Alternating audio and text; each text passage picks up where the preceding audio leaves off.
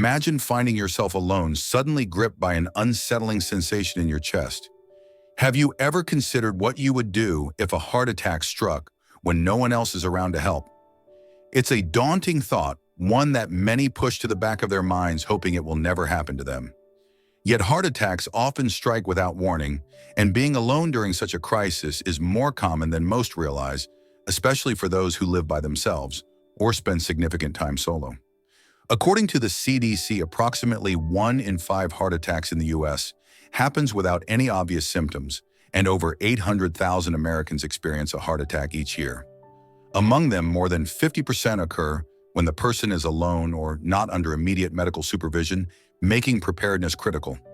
Many people cling to the belief that they'll have ample time to react, or that someone, a neighbor, a family member, a passerby, will be there to step in and save the day. But the stark reality is that the first few minutes of a heart attack are the most critical and narrow window, where every second can mean the difference between survival and tragedy. The choices you make or fail to make in those fleeting moments can determine whether you walk away from the experience or succumb to it. The good news, however, is that even if you're alone without medical training or specialized equipment, you are not powerless. With quick thinking, a clear plan, and a calm approach, you can significantly increase your chances of surviving a heart attack, giving yourself precious time until help arrives. This comprehensive guide walks you through 7 crucial, life-saving steps to take the moment a heart attack begins, and you're the only one around. Each step designed to be simple, practical, and rooted in science, requiring only knowledge and presence of mind. We'll explore each step in detail, from recognizing the subtle warning signs that could easily be mistaken for something else to taking immediate actions, like chewing aspirin, conserving your heart's energy, preparing for emergency responders, and using your breath to stay steady. These actions don't demand medical expertise or fancy tools, just the awareness to recognize what's happening and the resolve to act swiftly. Stay with us until the end, because the final steps are often the ones people overlook, yet they could be the key to saving your life. Don't wait until a crisis strikes to learn what your body is trying to tell you. Equipping yourself with this knowledge now could make all the difference. Let's dive in and empower you with the tools to act decisively, starting with the first and most critical step, recognizing the earliest warning signs of a heart attack, because knowing what to look for can mean the difference between acting in time and missing your chance entirely. Contrary to the dramatic chest-clutching scenes Hollywood loves to depict, real heart attacks often begin with far subtler symptoms that can be deceptively easy to dismiss as something less serious, like indigestion, fatigue, or even a muscle ache. The hallmark to watch for is a deep, uncomfortable pressure or squeezing sensation in the center of your chest. Not necessarily sharp stabbing pain, but a heavy, constricting feeling, as if someone is sitting on your chest or it's slowly being filled with cement weighing you down. This sensation might ebb and flow, tricking you into thinking it's nothing to worry about. But if it persists for more than a few minutes or keeps returning in waves, it's a signal you cannot afford to ignore. Beyond chest discomfort, other early signs can manifest in ways you might not expect, such as shortness of breath, even without chest pain, where you feel like you've just climbed a steep hill, despite sitting still on your couch. You might experience pain or discomfort radiating to your arms, often the left, but sometimes both shoulders, neck, jaw, or even your back or upper stomach, particularly in older adults or women where symptoms can be less typical and more diffuse. Additional warning signs include lightheadedness that makes you feel unsteady, a cold, clammy sweat that feels unnatural, nausea that comes out of nowhere, or dizziness that leaves you disoriented. For example, consider Richard, a 74-year-old retiree who was sitting at his kitchen table one quiet morning, sipping coffee, when he felt a strange tightness under his collarbone, almost like heartburn, followed by an inability to take a full deep breath, and palms that grew sweaty for no apparent reason. He'd read somewhere that not all heart attacks start with crushing chest pain, a piece of knowledge that prompted him to act, rather than brush it off as indigestion, a decision that likely saved his life. The body often whispers its warnings before it screams, and with a heart attack, those whispers are your only chance to intervene before irreversible damage sets in, as the heart muscle begins to suffer from lack of oxygen within minutes. Waiting for the cinematic collapse, clutching your chest and falling to the floor, could mean waiting too long, as the damage to your heart muscle escalates rapidly.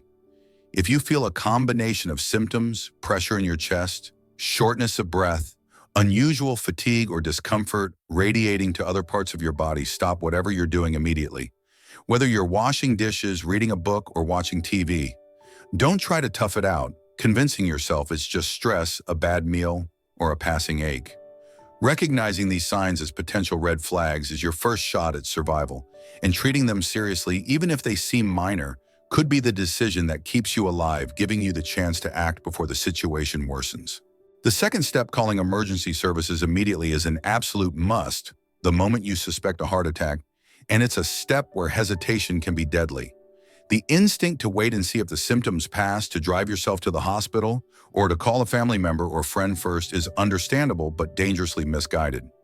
Every minute that passes without oxygen reaching your heart muscle increases the damage, potentially turning a survivable event into a fatal one, as the heart tissue begins to die without adequate blood flow. Dialing 911 or the emergency number in your region is the fastest and most effective way to get help setting in motion.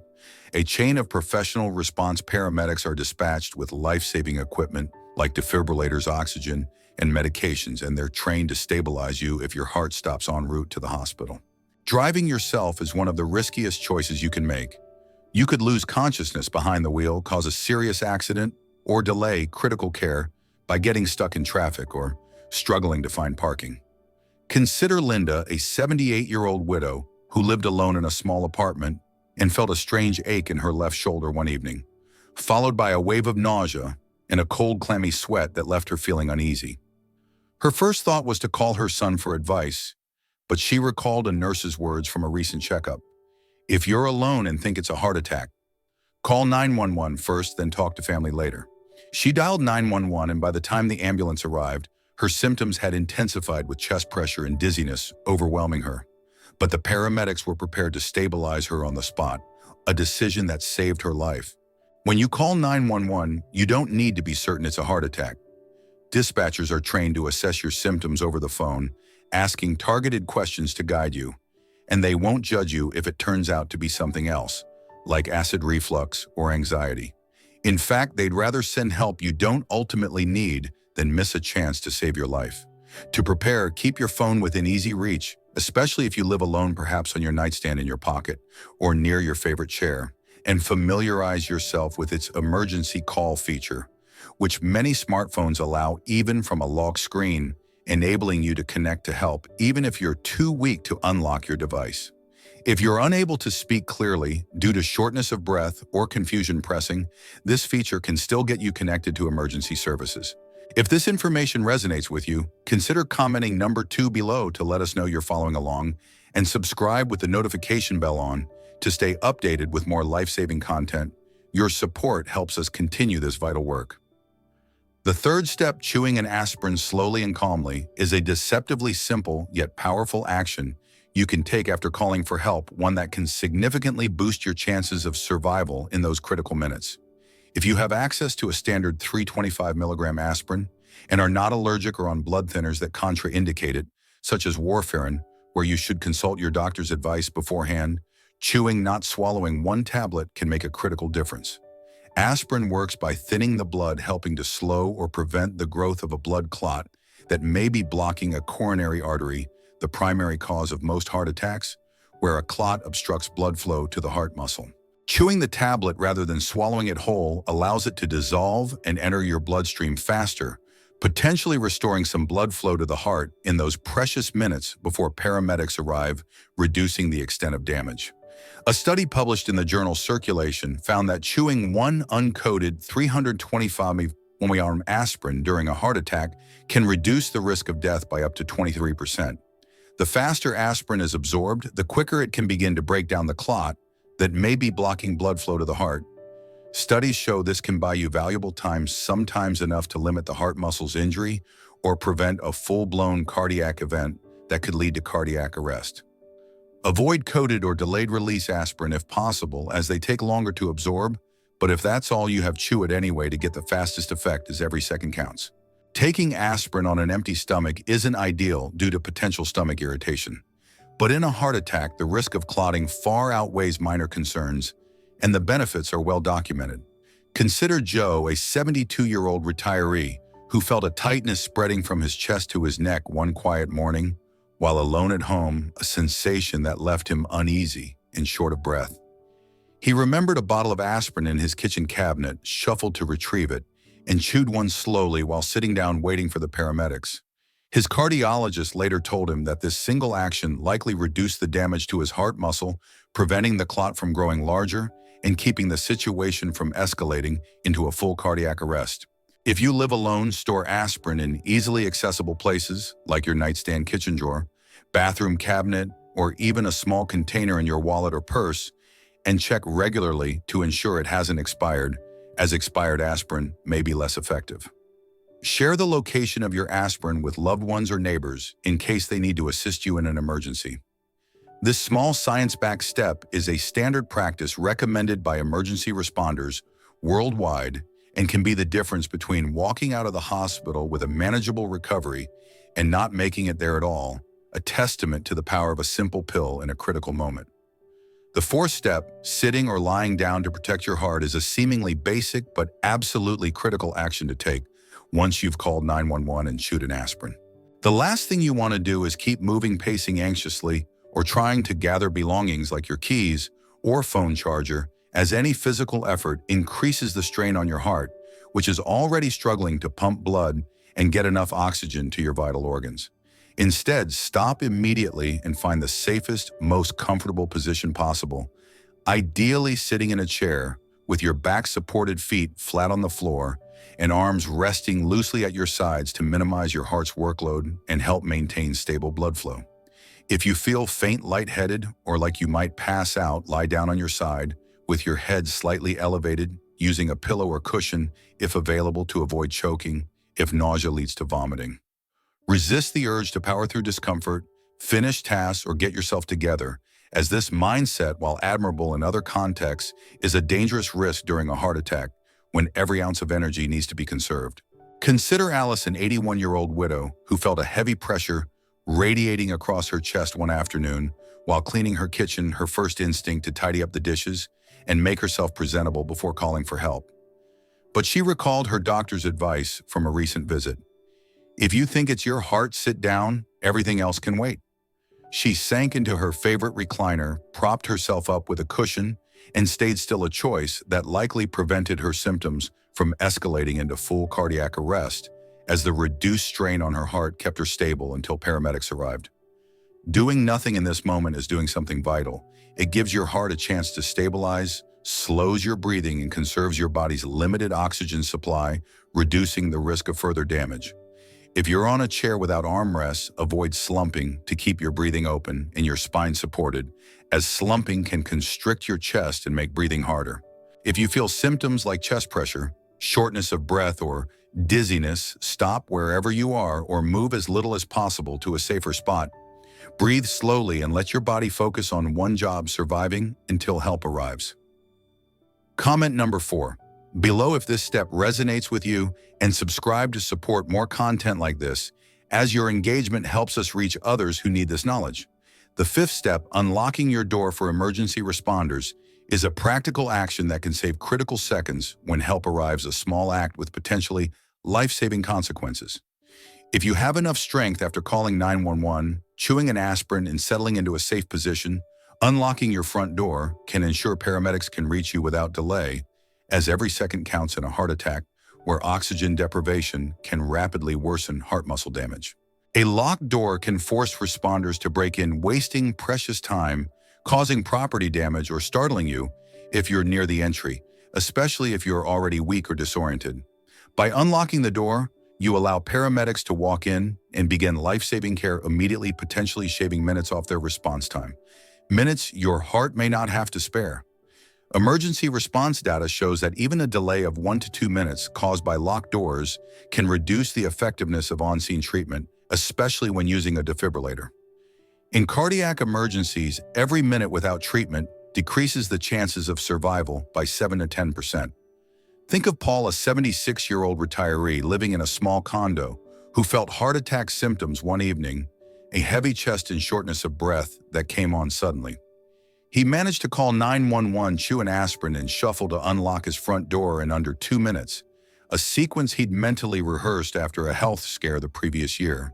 The paramedics later told him that this simple act of unlocking the door helped them reach him 30 seconds faster, avoiding the need to break in, which could have delayed critical treatment like oxygen or defibrillation.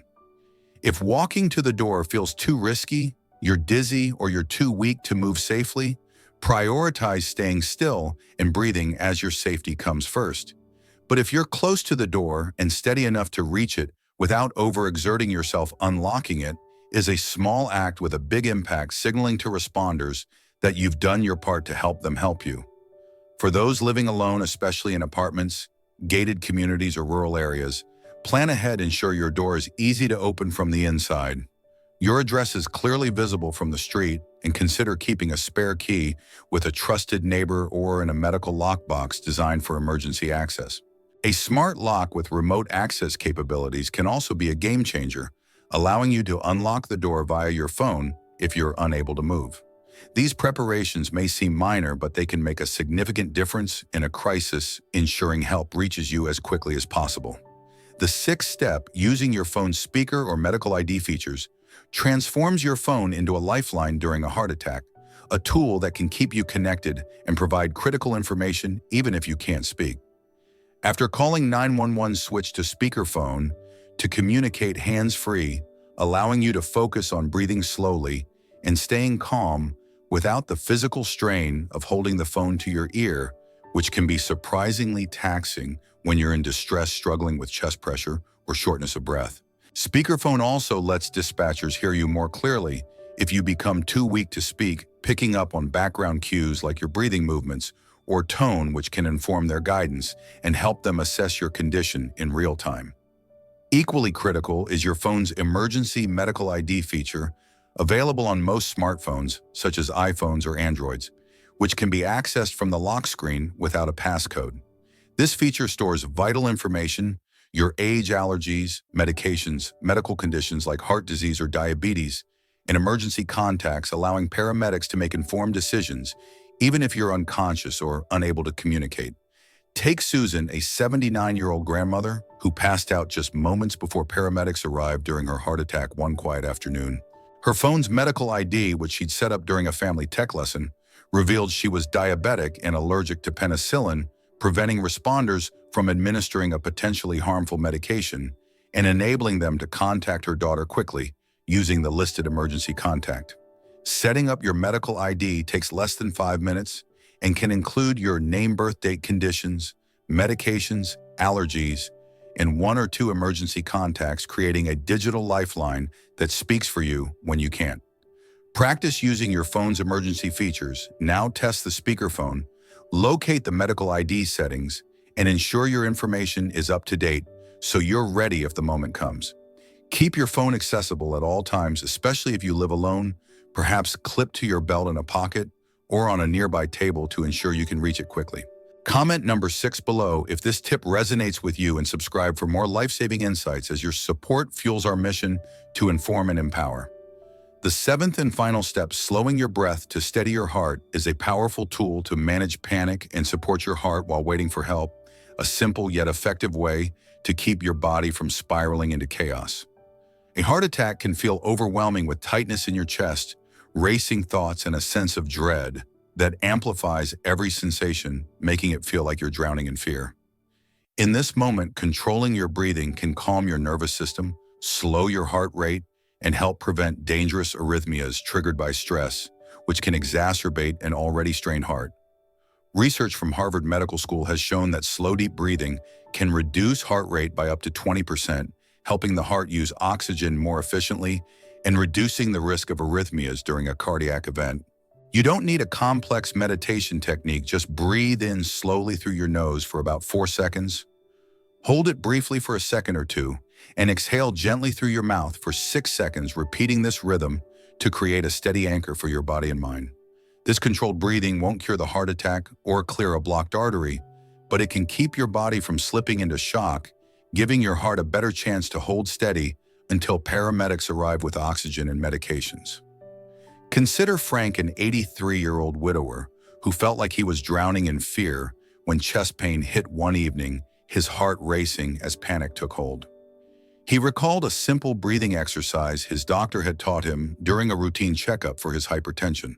So he focused on each slow breath, in for 4, hold out for 6, while staying still in his armchair. By the time paramedics arrived, his heart was unstable but not in full arrest, and he later credited those deliberate breaths with helping him stay calm and alive, giving him the strength to hold on.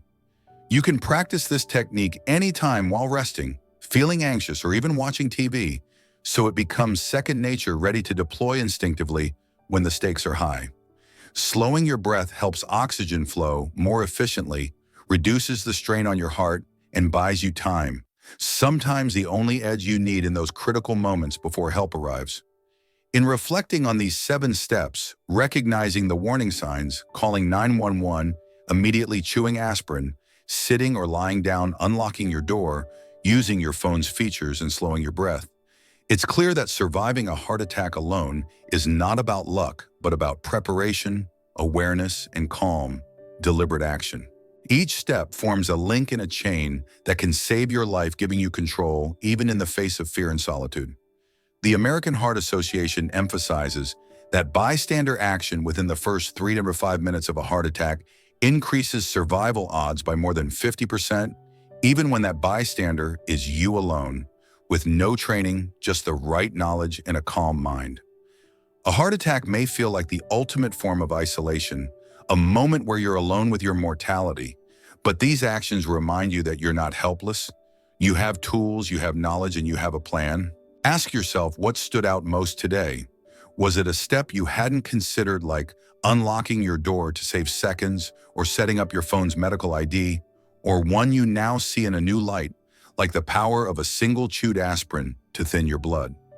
Think about how you can apply these steps in your own life, perhaps checking your aspirin supply, practicing your breathing technique, or sharing this guide with a loved one who lives alone. These actions could save not just your life, but theirs as well, spreading a ripple of preparedness that could make all the difference. Share one thing you've learned from this guide in the comments below, whether it's a new perspective, a practical step you'll take, or a story of how you've prepared for emergencies. Your thoughts inspire us to keep creating content that informs and empowers. If this guide has been valuable, please like, subscribe, and share it with others who might benefit, as your support helps us continue this vital work. Thank you for joining us on this journey to empower yourself with life-saving knowledge, and we look forward to connecting with you again in the next video.